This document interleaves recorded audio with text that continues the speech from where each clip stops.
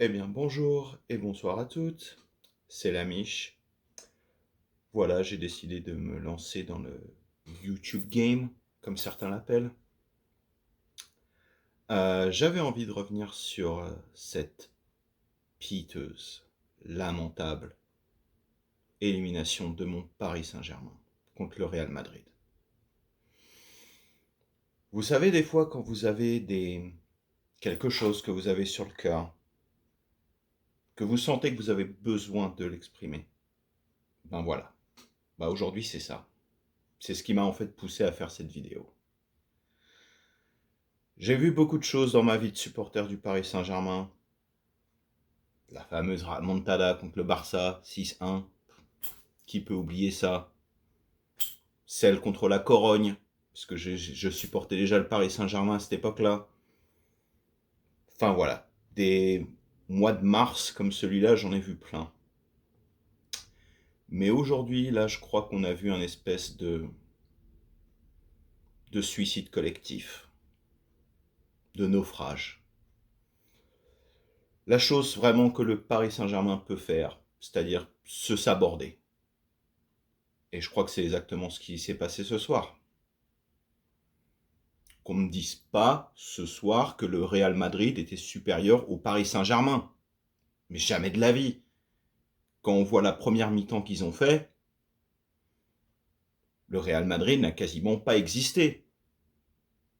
Et il aura suffi d'une boulette de Donnarumma, et celle-là quand même. Mais t'es sérieux? Match retour de Ligue des Champions, mais tu fous la balle en corner. Mais qu'est-ce que t'en as à foutre? Là, tu remets la balle dans le jeu, mais... Mon Dieu. Je sais pas si c'est vraiment le meilleur moment pour se lancer dans le YouTube Game. Franchement, mais... Je sentais que j'en avais besoin. Ça veut dire aussi maintenant que... Au niveau de la politique de QSI, je pense qu'il va falloir faire de gros changements. On voit bien que ça marche pas. Il y a quelque chose qui ne marche pas. C'est pas financier. C'est forcément que c'est dans la tête.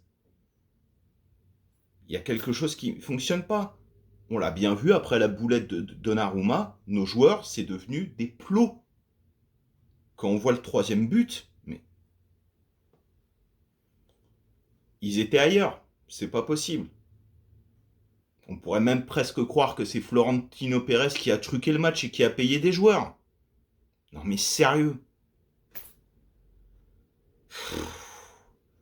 Vraiment, je comprends pas. Je ne comprends pas, je ne comprends pas, je ne comprends pas. Comment c'est possible? Je trouve pas les mots. Vous voyez, pourtant, j'avais envie de faire cette vidéo-là, justement, pour dire, voilà, j'ai besoin de dire quelque chose par rapport à cette défaite-là, cette piteuse élimination. Et au final, je trouve pas beaucoup de mots. C'est quand même incroyable. Incroyable.